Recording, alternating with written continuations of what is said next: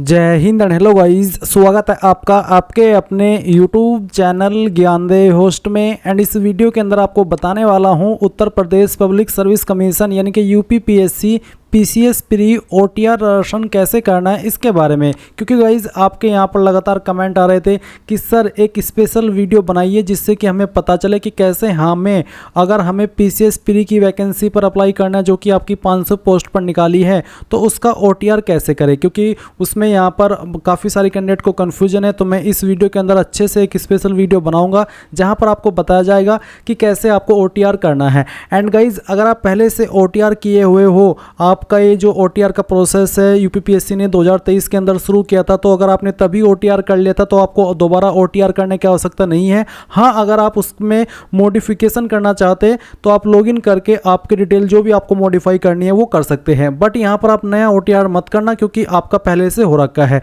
नया वही ओटीआर करेंगे जिनका पहले से यूपीपीएससी के पोर्टल के ऊपर ओटीआर नहीं है। अब चलिए बताता हूँ कि कैसे आपको ये करना होगा। उसके पहले कहना चाहूँगा कि अगर आपने अभी तक वीडियो को लाइक शेयर न किया हो तो कर दे और चैनल को सब्सक्राइब करके बेल आइकन ऑन कर ले। फिर जो लिंक मैंने आपको इस वीडियो को डिस्क्रिप्शन में दिया है आप ओपन करेंगे, जानने को मिलेगा कि गाइज जिसके लिए आप ये वीडियो देख रहे हैं ओटीआर करने की, तो उस वैकेंसी में आपकी 500 पोस्ट निकाली है और ये वैकेंसी है आपकी यूपीपीएससी पीसीएस प्री की। इसके जो फॉर्म है वो आप लोग यहाँ पर 27 जुलाई 2026 तक भर सकते हैं। जो ओटीआर करने की डेट होती है उसकी कोई लास्ट डेट नहीं है, किसी भी टाइम आकर के आप यहाँ पर ओटीआर कर सकते हैं। बट जो आप फॉर्म भर सकेंगे यूपीपीएससी पीसीएस प्री का वो आप लोग 27 जुलाई 2026 तक ही भर सकेंगे। इसी प्रकार से ओटीआर करने की कोई फीस नहीं होती। फीस जब आप किसी भी पोस्ट पर ओटीआर के माध्यम से अप्लाई करेंगे जो कि यूपीपीएससी ने निकाला हो उसमें आपको देनी होगी। जनरल ओबीसी को 125, एससी एसटी को 65 और फिजिकली हैंडीकैप को 25। एंड अगर अभी हम बात करें पीसीएस प्री की तो इसमें आपकी ग्रेजुएट की क्वालिफिकेशन पर वैकेंसी निकाली है और जिनके पास पोस्ट ग्रेजुएट है वो भी अप्लाई कर सकते हैं, उनके लिए और अतिरिक्त पोस्ट मिल जाएगी। एंड ग्रेजुएट में भी वैसे बहुत सारी पोस्ट इसमें निकाली गई है। तो सभी जानकारी जानने के बाद गाइज अब आप यहाँ पर जान लीजिए कि कैसे आपको आपका ओटीआर करना है। तो ओटीआर करने के लिए आप इंपॉर्टेंट लिंक के सेक्शन से apply online link for OTR registration इसके ऊपर क्लिक करेंगे। अब आपको सबसे पहले यहाँ पर इसमें रजिस्ट्रेशन करना है तो आप यहाँ पर रजिस्टर नाउ इसके ऊपर क्लिक करेंगे। इसके ऊपर क्लिक करने के बाद में गाइज आपको आपकी ईमेल आईडी एंटर करनी है जो कि आप रजिस्टर करना चाहते हैं, अपना मोबाइल नंबर एंटर करना है जो कि आप यहाँ पर रजिस्टर करना चाहते हैं एंड फिर आप यहाँ पर वेरीफाई ईमेल एंड मोबाइल इसके ऊपर क्लिक करेंगे। अब गाइज आप यहाँ पर आपकी ईमेल आईडी और अपना नंबर देखेंगे, आपको इनको यहाँ पर चेक करते हुए gate OTP on email ID इसके ऊपर क्लिक करना है। इसके ऊपर क्लिक करने के बाद आपकी ईमेल के ऊपर एक ओटीपी सेंड किया जाएगा, वो ओटीपी आप यहाँ पर डाल दीजिएगा और उसके बाद में आपको गेट ओटीपी ऑन मोबाइल इसके ऊपर क्लिक करना है एंड देन जो ओटीपी आपको आपके नंबर के ऊपर मिला है वो ओटीपी आप यहाँ पर डालेंगे एंड देन इसको भी आप वेरीफाई कर देंगे। वेरीफाई करने के बाद में आपको यहाँ पर नीचे click here to edit close इसके ऊपर क्लिक करना है। अब गाइज आपके सामने यहाँ पर कुछ ऐसा इंटरफेस आएगा जैसे कि आप वीडियो में देख पा रहे हो। अभी आपको यहाँ पर आपका फोटो एंड जो आपका साइन है वो अपलोड करना है। फोटो आप देख सकते हैं वाइड उसकी 5 सेंटीमीटर और जो उसकी हाइट है वो 6 सेंटीमीटर होनी चाहिए। इस तरह का आपको यहाँ पर एग्जाम्पल देकर के दिखाया भी है एंड आपको आपका सिग्नेचर अपलोड करना है जो कि ब्लैक बॉल पॉइंट पेन से आपको करना होगा। तो आप यहाँ पर दिए गए इंस्ट्रक्शंस के अकॉर्डिंग फोटो को बना लेंगे और फिर सिलेक्ट लेटेस्ट कलर फोटो के ऊपर क्लिक करेंगे, ब्राउज पर क्लिक करेंगे, जहां पर भी आपकी फोटो फाइल है वो आपको यहां पर सिलेक्ट करनी है और यहां से ओपन करनी है। आपका फोटो इस तरह से आ जाएगा। अगर आपको इसको क्रॉप करना है तो आप यहां पर इसको क्रॉप कर लीजिएगा, क्रॉप के ऊपर क्लिक करके एंड देन फिर आप यहां पर इसको इस तरह से सेव फोटो डाटा इसके ऊपर क्लिक करके सेव कर देंगे एंड गाइज आपका फोटो यहां पर सेव हो जाएगा। फिर आपको यहां पर आपका सिग्नेचर अपलोड करना है, जहां पर आपकी सिग्नेचर की फाइल है ब्राउज के ऊपर क्लिक कीजिए एंड देन यहां पर आपको जहां पर भी फाइल है बेसिकली वो फाइल को सिलेक्ट कर लेना है, ओपन करना है, अपना सिग्नेचर इस तरह से क्रॉप कर लीजिए और फिर क्रॉप के ऊपर क्लिक करके सेव साइन डाटा के ऊपर क्लिक करके इसको भी सेव कर दीजिए। अब यहां पर आता है applicants personal identification detail optional, यानी कि आप एप्लीकेंट आधार नंबर जो कि आप यहां पर लास्ट 6 डिजिट एंटर करेंगे। देना चाहे दे सकते हैं, नहीं तो आप इस ऑप्शन को चाहे तो खाली भी छोड़ सकते हैं क्योंकि ये ऑप्शनल है, ऑप्शनल यानी कि वैकल्पिक। इसके बाद आता है एप्लीकेंट पर्सनल डिटेल, तो आपको आपका फर्स्ट नेम 10th के सर्टिफिकेट के अकॉर्डिंग एंटर करना है, फिर अपना मिडिल नेम डालना है एंड देन जो आपका लास्ट नेम है वो भी आपको यहाँ पर 10th के सर्टिफिकेट के अकॉर्डिंग ही भरना है। जेंडर अब आप अपना सिलेक्ट कर लेंगे। डेट ऑफ बर्थ आपकी क्या है वो आप यहाँ पर कैलेंडर के ऊपर क्लिक करके सिलेक्ट करेंगे। पहले जो भी आपका ईयर है वो आपको यहाँ पर सिलेक्ट करना है, फिर यहाँ से मंथ और उसके बाद में डे, तो आपकी डेट ऑफ बर्थ आ जाएगी। एप्लीकेंट स्टेट ऑफ डोमिसाइल यानी कि जो कैंडिडेट है वो कौन से स्टेट का निवासी है वो आपको सिलेक्ट कर लेना है। इसमें सभी स्टेट से कैंडिडेट रजिस्टर कर सकते हैं। इसके बाद में आपकी होम डिस्ट्रिक्ट कौन सी है वो होम डिस्ट्रिक्ट आप यहाँ पर सिलेक्ट कर लेंगे। एंड आपकी कैटेगरी कौन सी है, general, EWS, SC, ST, OBC जो भी है वो आप यहाँ पर सिलेक्ट कर लीजिएगा। इसके बाद आता है एप्लीकेंट फादर नेम, तो आपको फादर का फर्स्ट नेम एंटर करना है, मिडिल नेम एंटर करना है, लास्ट नेम एंटर करना है। मदर का फर्स्ट नेम, मिडिल नेम और लास्ट नेम एंटर करना है।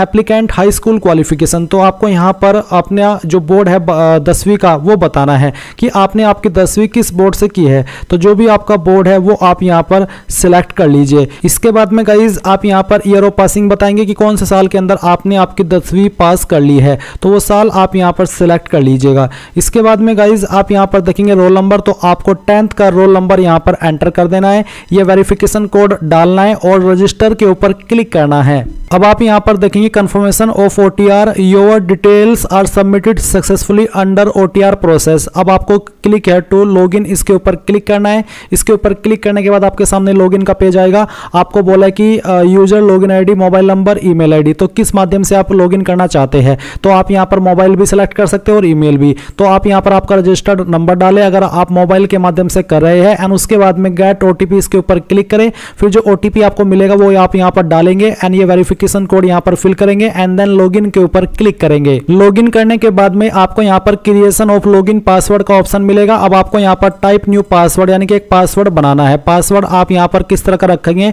मैं उसका एक एग्जांपल आपको देकर के दिखाता हूँ। तो आपके पासवर्ड के अंदर इंग्लिश का कैपिटल लेटर कम से कम 1, स्मॉल लेटर कम से कम 1, ज़्यादा कितने भी रख सकते हैं। एंड उसके बाद में स्पेशल कैरेक्टर 7 डिजिट का आप इस्तेमाल कर लेंगे। तो कुछ इस तरह का पासवर्ड आप यहाँ पर बना लेंगे और उसको यहाँ पर बनाने के बाद में आपको यहाँ पर उसको दोबारा डालना है और वेरीफाई करना है। फिर ये वेरिफिकेशन कोड आप यहाँ पर फिल करेंगे एंड उसके बाद में आप यहाँ पर जानकारी को चेक करते हुए सबमिट पर क्लिक करेंगे। नाउ गाइज आप यहाँ पर देखेंगे पासवर्ड क्रिएटेड सक्सेसफुली। अब आपको click here to login first time, इसके ऊपर क्लिक करना है। इसके ऊपर क्लिक करने के बाद में फिर आपको सिलेक्ट करना है कि आप मोबाइल नंबर के माध्यम से लॉगिन होना चाहते हैं या फिर ईमेल आईडी। तो कोई भी माध्यम आप यहाँ पर सेलेक्ट करें और वही माध्यम आप यहाँ पर भरे। जैसे कि मोबाइल नंबर है तो मोबाइल नंबर, ईमेल आईडी है तो ईमेल आईडी। फिर गेट ओटीपी के ऊपर क्लिक करें एंड देन ओटीपी डाल करके आप यहां पर लॉगिन कर ले। अब गाइज आपके सामने यहां पर अदर पर्सनल डिटेल का सेक्शन आएगा। तो सबसे पहले आप यहां पर ये इंफॉर्मेशन अपनी फिल करेंगे। तो आपसे पूछे है नेशनलिटी सिटीजनशिप, तो आप इसमें सिटीजन ऑफ इंडिया सेलेक्ट कर लेंगे। मैरिटल स्टेटस आपको बताना है सिंगल, मैरिड जो भी है वो आप यहां पर सेलेक्ट कर ले। फिर क्या आप एक डिपेंडेंट ऑफ फ्रीडम फाइटर है, अगर हाँ तो यस, नहीं तो आप नो करेंगे। इसके बाद में क्या आप एक सर्विसमैन है, अगर आप है तो यस, नहीं तो आपको नो करना होगा। एंड देन फिर आप यहां पर नीचे देखेंगे कि skilled extra ordinary player detail, अगर आप एक स्किल्ड प्लेयर है, मेधावी खिलाड़ी है तो यस करें, नहीं तो आपको नो करना है। National cadet corps NCC certificate अगर आपके पास है तो आप यस करें, नहीं तो आपको नो करना होगा। एंड उसके बाद में गवर्नमेंट एम्प्लॉय डिटेल में बताना है कि have you served in government, अगर आपने गवर्नमेंट में कोई जॉब की है या फिर कर रहे हैं तो आप यस करें, नहीं तो आपको नो करना होगा। फिर आता है debarment detail, have you ever been debarred from UPPSC, यानी कि क्या आप यूपीपीएससी से कभी ब्लैक लिस्ट या निकाले गए हो, अगर हाँ तो यस, नहीं तो आप नो करेंगे। And then save and next के ऊपर क्लिक करके यहां से ओके कर देंगे। ओके करने के बाद में ये जानकारी आपकी सेव होगी और उसके बाद में अब आपको यहां पर कुछ और इन्फॉर्मेशन देनी है, जिसमें कि आपको यहां पर अगर कोई अन्य मोबाइल नंबर देना है तो वो देंगे और अपनी ईमेल आईडी कोई अन्य देनी है तो वो भी आप यहां पर दे सकते हैं। फिर परमानेंट एड्रेस डिटेल आपको यहां पर भरनी होगी। सीओ का मतलब होता है आपका फादर नेम, तो आपको यहां पर फादर नेम एंटर करना है। उसके बाद में आपको यहां पर लाइन फर्स्ट लाइन 2 के अंदर जो भी आपका एड्रेस है वो डाल देना है। स्टेट नेम आपको सिलेक्ट कर लेनी है। डिस्ट्रिक्ट आपकी कौन सी है वो डिस्ट्रिक्ट आप यहां पर सिलेक्ट कर लेंगे। फिर यहां पर स्ट्रीट नंबर या फिर पोस्ट ऑफिस कौन सा है वो आप यहां पर लिख देंगे। साथ ही साथ जो आपकी तहसील है वो भी आप सिलेक्ट कर लेंगे। अगर आप शहरी एरिया से बिलोंग करते तो अर्बन सेलेक्ट करेंगे, ग्रामीण एरिया से बिलोंग करते तो आप रूरल सेलेक्ट करेंगे। अगर आप अर्बन सेलेक्ट करते तो आपके सामने नगर पंचायत पालिका का नाम देना होगा, वार्ड नेम देना होगा, मोहल्ला नेम देना होगा। एंड अगर आप रूरल से है तो फिर आपको ब्लॉक नेम अपना यहाँ पर सेलेक्ट कर लेना है। आपका न्याय ग्राम पंचायत का नाम आपको देना है। विलेज नेम भी आप यहाँ पर सिलेक्ट कर लेंगे। इसमें आपको सभी विलेज के नाम देखने को मिल जाएंगे। एंड देन यहाँ पर फिर आपका जो नज़दीकी पुलिस स्टेशन है वो कौन सा है वो भी आप यहाँ पर सिलेक्ट कर लेंगे। हाउस नंबर आपका क्या है वो आप यहाँ पर डाल देंगे, नहीं पता तो आप इसको खाली भी छोड़ सकते हैं। स्ट्रीट नंबर आप यहाँ पर डालेंगे या फिर पोस्ट ऑफिस, इसके बाद में पिन कोड आपका जो भी है वो भी आपको यहाँ पर एंटर करना होगा। एंड देन नीचे आता है कॉरेस्पॉन्डेंस मेलिंग एड्रेस। ऊपर जो आपने भरा वो परमानेंट एड्रेस है और नीचे आपने प्रेजेंट एड्रेस भरना है।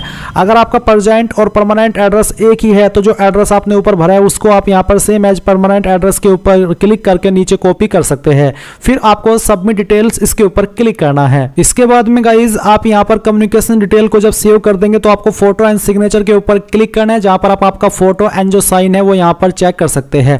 आप यहाँ पर इसको चेंज भी कर सकते हैं। साइन आपका कैसा हो उसका एक एग्जांपल आपको यहाँ पर दिया है। ये वाला साइन नहीं चलेगा जो कि हमने यहाँ पर अपलोड किया है। आपको यहाँ पर कुछ इस तरह का साइन अपलोड करना है जिसमें कि ऊपर की तरफ आपका जो साइन है वो इंग्लिश में हो और नीचे आपको आपका जो साइन है वो हिंदी में करना है। साइज आप यहाँ पर देख सकते हैं कि कितना रहना चाहिए। तो दिए गए इंस्ट्रक्शंस के अकॉर्डिंग अब आप यहाँ पर आपका साइन अपलोड करेंगे। तो आप सिलेक्ट लेटेस्ट सिग्नेचर इसके ऊपर क्लिक करेंगे, ब्राउज के ऊपर क्लिक करेंगे और जहां पर भी आपका साइन है, दिया हुआ साइन जो कि मैंने आपको दिखाया है वो आपको यहाँ पर अपलोड करना है। तो गाइज यहाँ पर डेमो के लिए मैं यही वाला साइन सेलेक्ट कर लेता हूँ एंड इसके यहाँ से मैं ओपन करता हूँ। ओपन करने के बाद इस तरह से आपका साइन आएगा। आप इसको इस तरह से एडजस्ट कर सकते हैं। फिर यहाँ पर मैं इसको क्रॉप करता हूँ, सेव साइन डाटा इसके ऊपर क्लिक करता हूँ तो ये जो आपका साइन है वो यहाँ पर आपका अपडेट हो जाएगा। साइन अपलोड करने के बाद में आपको यहाँ पर पर्सनल डिटेल के इंटरफेस पर भेज दिया है। तो आप यहाँ पर फोटो एंड सिग्नेचर इसके ऊपर क्लिक करें और यहाँ पर जो आपने फोटो साइन अपडेट किया है वो आप यहाँ पर देख सकते हैं। अभी आपको क्या करना है, आपको यहाँ पर लॉक एंड फाइनल सबमिट इस वाले पेज पर आना है।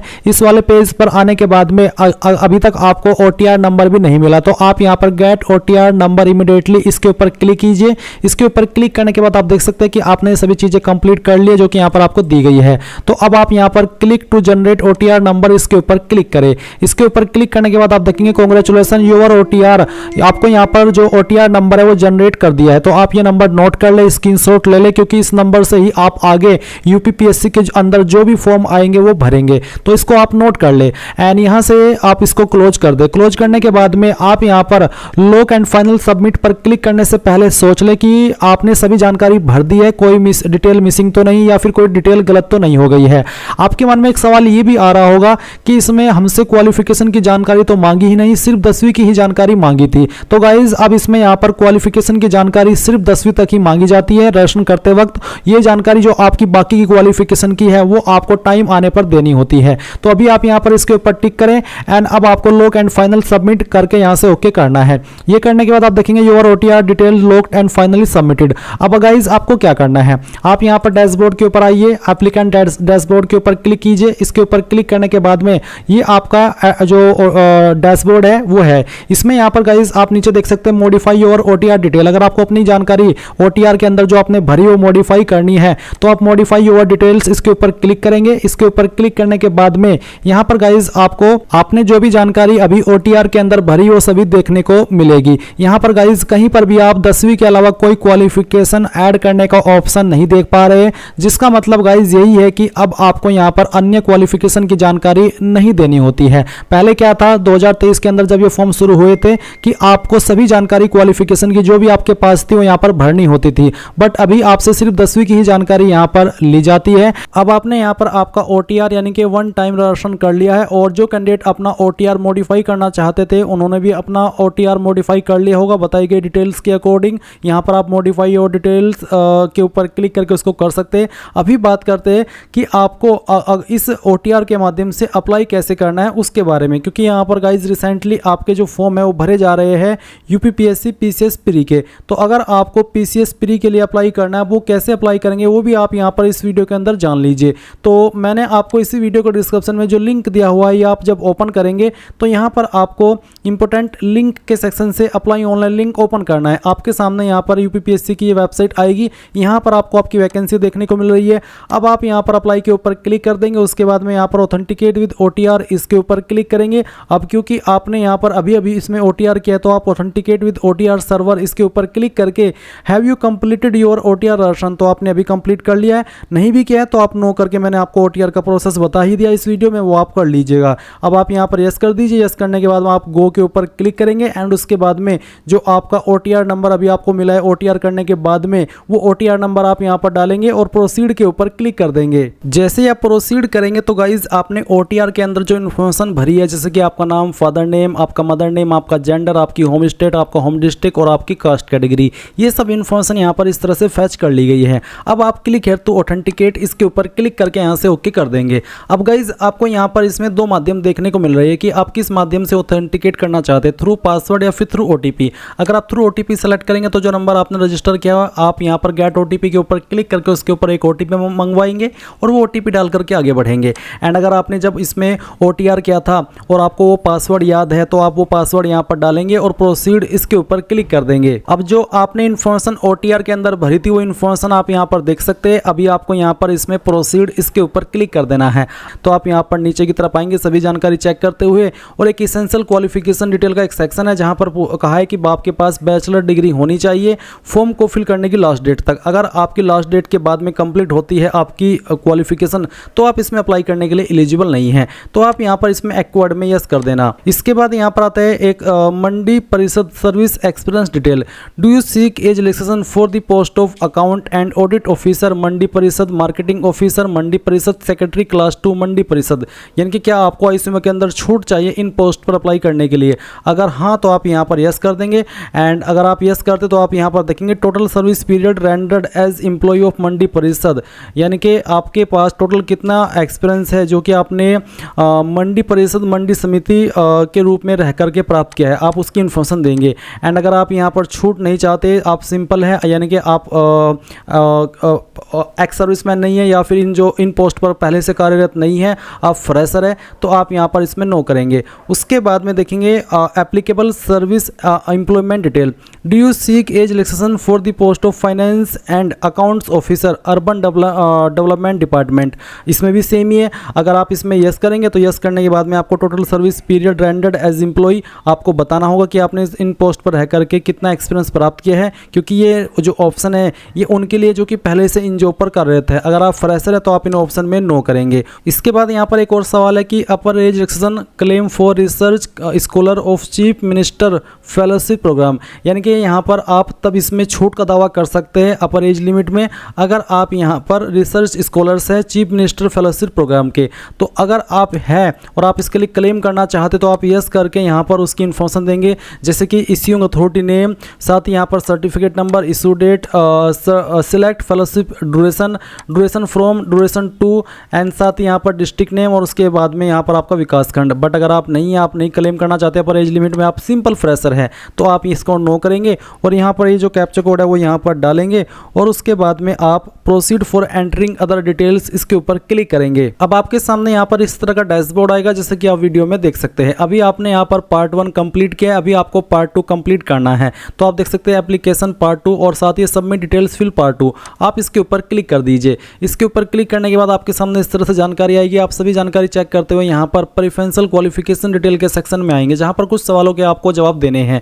जैसे कि पहला सवाल है, has completed bachelor of education यानी कि BEd degree in NCTE recognised course. अगर आपने किया है BEd डिग्री तो आप यहाँ पर यस करेंगे, नहीं तो आपको नो कर देना है। फिर आपके पास क्या MAd या फिर PhD इन एजुकेशन या फिर MPhil इन एजुकेशन है तो यस, नहीं तो आप नो करेंगे। अगला सवाल है, post graduate in agriculture economics, agriculture marketing from recognised university और MBA, जैसे कि एग्री बिजनेस मैनेजमेंट। अगर आपके पास ये क्वालिफिकेशन है तीसरा नंबर वाली तो यस, नहीं तो आप नो कर देंगे। फोर्थ है कि क्या आपके पास पोस्ट ग्रेजुएट है इन एग्रीकल्चर इकोनॉमिक्स एग्रीकल्चर मार्केटिंग, अगर आपके पास है तो आप फोर्थ में यस करेंगे, नहीं तो यहाँ पर भी आपको नो करना है। फिर पांचवा है कि ग्रामीण क्षेत्र की महिलाओं एवं बच्चों के मध्य कल्याण कार्य का व्यवहारिक अनुभव प्राप्त हो। अगर आपके पास ग्रामीण क्षेत्र की जो महिलाएं हैं एवं बच्चे जो मध्य कल्याण कार्य का व्यवहारिक एक अनुभव होता है वो आपके पास अगर है तो यस कर देना, नहीं है तो आप नो कर देंगे। अगर आप इसमें यस करते तो कोई ऑप्शन अतिरिक्त नहीं आता, बट ये आपको होना चाहिए। उसके बाद है कि क्या आपने टेरिटोरियल आर्मी यानी कि प्रादेशिक सेना के अंदर कम से कम 2 साल की सेवा की है तो यस, नहीं तो आपको नो करना है। फिर क्या आपके पास NCC B सर्टिफिकेट है तो यस, नहीं तो यहाँ पर भी आपको नो करना होगा। उसके बाद यहाँ पर कुछ इन्फॉर्मेशन जो भी आपने भरी है वो देखेंगे और नीचे आपको कुछ और जानकारी देनी है। जैसे कि इसमें एक सवाल है, graduation subject detail, are you graduate, तो इसमें यस है। फिर है post graduate subject detail, are you post graduate, अगर आप पोस्ट ग्रेजुएट है तो आप इसमें यस कर देंगे, देंगे, नहीं है तो आप नो कर देंगे। अगर आप पोस्ट ग्रेजुएट में यस करते तो फिर गाइज आपको यहाँ पर जो पोस्ट ग्रेजुएट लेवल की सब्जेक्ट लिस्ट है वो यहाँ पर आपको देखने को मिल जाएगी। एंड अगर आप इसमें नो करेंगे तो ये यहाँ पर आपके सामने नहीं आएगी। जैसे कि मैंने इसमें चलिए यस कर दिया, क्योंकि बहुत सारे कैंडिडेट ऐसे भी होंगे जो कि पोस्ट ग्रेजुएट हैं, तो मैंने यहाँ पर यस कर दिया ताकि उनको भी बता सकूँ कि किस तरह से जानकारी भरनी है। अब यहाँ पर है graduation level subject list. Graduation level पर आपके पास क्या क्या सब्जेक्ट थे, जो भी क्वालिफिकेशन आपने ग्रेजुएशन में की है चाहे वो कोई सी भी है, उसमें जो भी आपके पास सब्जेक्ट थे वो आप यहाँ पर सिलेक्ट कर लेंगे। जैसे कि चलिए मैं इसको सिलेक्ट कर लेता हूँ, फिर यहाँ पर ये, उसके बाद में हम ये सिलेक्ट कर लेते हैं। ये आपकी चॉइस के अकॉर्डिंग है, आप यहाँ पर इसको डालेंगे और आपके यहाँ पर ऑप्टेड सब्जेक्ट लिस्ट ऑटोमेटिकली इस तरफ आ जाएगी, जैसे कि आप यहाँ पर देख सकते हैं। इसके बाद आएगा पोस्ट ग्रेजुएट का, तो सेम तरीके से आपको बताना है कि पोस्ट ग्रेजुएट में आपके पास क्या क्या सब्जेक्ट थे, वो आप यहाँ पर इस तरह से सिलेक्ट कर लेंगे। जो भी आपके पास सब्जेक्ट है, चाहे 2 चाहे फिर 3, जितने भी थे वो आप यहाँ पर इस तरह से सिलेक्ट कर लेंगे। क्योंकि कई बार ऐसा होता है कि हर सेमेस्टर में किसी के अलग अलग ही सब्जेक्ट होते हैं और किसी के सेम ही रहते हैं, तो ये आपको ही पता होगा कि मेरे पास ग्रेजुएशन में क्या सब्जेक्ट थे और पोस्ट ग्रेजुएशन में क्या सब्जेक्ट थे। इसके बाद गाइज आप यहाँ पर नीचे की तरफ आएंगे और देखेंगे other essential qualification for specific post, यानी कि कुछ पोस्ट ऐसी है जिसमें कि आपसे एक स्पेसिफिक क्वालिफिकेशन मांगी जाती है। जैसे कि आप यहाँ पर देख सकते हैं principal government intermediate college boys girls, ये वाला पोस्ट का नाम है जो यहाँ पर दिया गया है, और उस पर अप्लाई करने के लिए एग्जैक्ट क्या क्वालिफिकेशन चाहिए वो आप यहाँ पर देख सकते हैं। तो अगर आपके पास है तो आप उसमें यस करेंगे, नहीं है तो आप नो करेंगे। फिर कुछ पोस्ट ऐसी है जिसमें कि आप यहाँ पर यस नो में अभी भी आंसर कर सकते हैं। जैसे कि यहाँ पर है कि सह जिला विद्यालय निरीक्षक, उप सचिव माध्यमिक शिक्षा परिषद, जिला बेसिक शिक्षा अधिकारी एवं समकक्ष। इसमें post graduate degree from university deemed university, जो कि यहाँ पर बेसिकली आपसे पोस्ट ग्रेजुएट की योग्यता मांगी है। तो अगर आपके पास है तो आप यस कर दीजिए, एंड देन आपकी जो पोस्ट प्रेफरेंस है ये वाली पोस्ट भी काउंट कर ली जाएगी उसके अंदर। इसी प्रकार से अगली है कि आपके पास पोस्ट ग्रेजुएट डिग्री है with degree of bachelor of education, यानी कि बीएड। अगर आपके पास है तो आप यहाँ पर इसमें यस कर देंगे, नहीं तो आप नो कर देंगे। बेसिकली आपको यहाँ पर आंसर कर देना है इनका, ये उनके सामने आएगी जिन्होंने पोस्ट ग्रेजुएट क्वालिफिकेशन वाले ऑप्शन में यस किया था। फिर आपको यहाँ पर वो क्वालिफिकेशन शो होगी जिन पर अप्लाई करने के लिए पोस्ट ग्रेजुएट की योग्यता मांगी गई है। तो आपको इनमें से जिस पोस्ट को प्रेफरेंस देना है उसमें आप यस कर दीजिए, जिसको आप प्रेफरेंस नहीं देना चाहते, आपके पास वो एग्जैक्ट क्वालिफिकेशन नहीं है, उसमें आप नो कर दीजिए। ये भी आपकी ही चॉइस है, इसमें मैं चाहे कितना भी एक्सप्लेन कर लूँ, बट गाइज आपको ही इसमें देखना होगा कि मेरे पास क्या क्वालिफिकेशन है, क्योंकि इसमें हिंदी और इंग्लिश दोनों में यहाँ पर बता दिए हैं। अगर आपके पास वो क्वालिफिकेशन है तो आप उसमें यस कर देंगे, नहीं है तो आप उसमें नो करेंगे। तो यहाँ पर काफ़ी सारी पोस्ट है, इसमें आप जैसे कि देख सकते हैं। तो जिसको आपको प्रेफरेंस देना है उसके सामने आप यहाँ पर इस तरह से यस कर देना। चलिए मैं यहाँ पर इन सभी क्वालिफिकेशन में यस कर देता हूँ, बट मैं फिर से कहूँगा कि ये आप ही की चॉइस है। आप मेरी तरह फालतू में सभी में यस मत कर देना, क्योंकि आपको देखना है कि मेरे पास जो पोस्ट यहाँ पर है उसके सामने जो क्वालिफिकेशन लिखी है क्या वो मेरे पास है। अगर है तो यस, नहीं है तो नो ही करना है। फिर यहाँ पर है डू यू नो हिंदी इन देवनागरी लिपि। हिंदी इन देवनागरी लिपि यही होती है जो कि यहाँ पर आपको देखने को मिल रही है। जब आप इसको लिखते हैं उसको देवनागरी लिपि कहते हैं, इसलिए आप इसमें कंफ्यूज मत होना। आप इसमें यहाँ पर यस कर देना कि हाँ मेरे पास है, क्योंकि ये सभी को आती है। देवनागरी लिपि इसी को कहते हैं जो कि आप यहाँ पर देख पा रहे हैं। अब आपके सामने आपका एड्रेस होगा, और अगर आपको एड्रेस में चेंजेस करना है तो आपको आपका OTR पोर्टल पर जाकर के चेंज करना होगा, क्योंकि यहाँ से आप इसको चेंज नहीं कर सकते। अब आप I accept the about declaration में यस करेंगे, एंड देन ये वेरिफिकेशन कोड डालेंगे और प्रीव्यू फॉर्म के ऊपर क्लिक करके देख लेंगे कि कहीं पर कोई गलती तो नहीं हो गई है। अब यहाँ पर गाइज आप देखेंगे कि जो इन्फॉर्मेशन आपने भरी है शुरू से लेकर अभी तक वो आपके सामने। अगर आपको लगता है कि कहीं पर कोई मिस्टेक है तो अभी भी एडिट के ऊपर क्लिक करके आप उसको सही कर सकते हैं, नहीं तो सबमिट एप्लीकेशन फॉर्म के ऊपर क्लिक कीजिए और यहाँ से ओके कर दीजिए। ओके करने के बाद में यहाँ पर पूछे do you want to proceed for fee payment, क्या आप यहाँ से फ़ी पेमेंट के लिए आगे बढ़ना चाहते हैं, तो आप यहाँ पर यस कर दीजिए। यस करने के बाद में आपको फ़ी का जो पेमेंट का इंटरफेस है उसके ऊपर सेंड किया जाएगा, आपके सामने इस तरह का इंटरफेस आएगा। अब आप जिस माध्यम से फीस जमा करना चाहते हैं वो आप सेलेक्ट कर लीजिए। मान लीजिए मैंने UPI सेलेक्ट किया तो मैं यहाँ से कंफर्म करता हूँ। अब आपको QR कोड स्कैन करना है और अपना फ़ी पेमेंट कर देना है। जैसे ही आप फ़ी पेमेंट कर देंगे तो आपको ऑटोमेटिकली इसी वेबसाइट पर रिडायरेक्ट किया जाएगा जहाँ से आपने फॉर्म फिल करना स्टार्ट किया था, और आप अपने फॉर्म का फाइनल प्रिंट आउट ले पाएंगे। अब अगर आपको पेमेंट करते समय कोई इशू आ जाता है तो गाइज आप अगेन पेमेंट कैसे करेंगे वो जान लीजिए। आप होम पेज पर आना, होम पेज पर आने के बाद में आपको यहीं पर इसमें काफ़ी सारे एक कैंडिडेट हेल्प सेक्शन के अंदर ऑप्शन देखने को मिल जाएंगे। आप यहाँ पर अगर आपका पेमेंट हो चुका है और वो पेमेंट अपडेट नहीं हुआ तो आप डबल वेरिफिकेशन मोड इसके ऊपर क्लिक करेंगे। यहाँ पर आपको इसमें डायरेक्ट रिक्रूटमेंट सेलेक्ट कर लेना है, अपना राशन नंबर डालना है, डेट ऑफ बर्थ सेलेक्ट करनी है, रजिस्टर्ड मोबाइल नंबर डालना है, ये कैप्चा कोड फिल करके प्रोसीड करना है, और आप यहाँ पर अपना जो फी पेमेंट है उसको अपडेट करा लेंगे। उसके बाद यहाँ पर देखेंगे know your OTR number, view answer की। इसके अलावा कैंडिडेट डैशबोर्ड लॉगिन। अगर आप कैंडिडेट डैशबोर्ड लॉगिन के ऊपर क्लिक करेंगे तो आप OTR नंबर डाल करके प्रोसीड करेंगे और आपको OTP सेंड किया जाएगा। जैसे आप OTP वेरीफाई कर देंगे तो आपके सामने आपका डैशबोर्ड आ जाएगा। वहाँ से आप आपका पूरा का पूरा फॉर्म मैनेज कर सकते हैं और अगर आपके फॉर्म के अंदर कोई गलती हो गई है तो आप उसको वहाँ से सही भी कर सकते हैं। तो गाइज़ मैंने यहाँ पर आपको सभी जानकारी दे दी है इस फॉर्म को भरने की। आई होप आपकी सभी चीज़ें क्लियर हो गई होगी। अगर आपका अभी भी कोई सवाल डाउट है तो आप कमेंट के माध्यम से पूछ लीजिएगा। तो ये थी आपकी UPPSC PCS pre online form 2026 के बारे में पूरी जानकारी। Thanks for watching. जय हिंद।